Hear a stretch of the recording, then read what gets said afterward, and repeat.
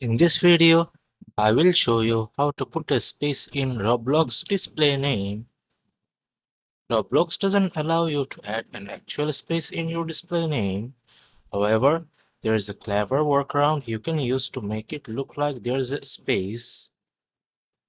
Instead of changing your account settings or using a VPN, you can use a special invisible character that looks like a space.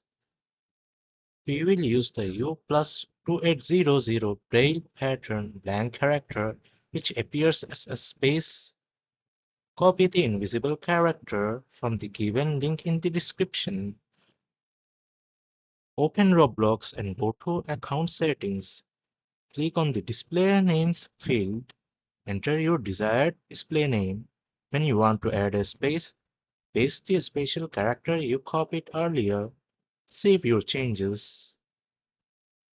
This workaround allows you to add what looks like spaces to your display name without using VPNs or changing location settings. If it doesn't work, then you have to use VPN to put a space in display name. That's basically it. Now you know how to put a space in your Roblox display name.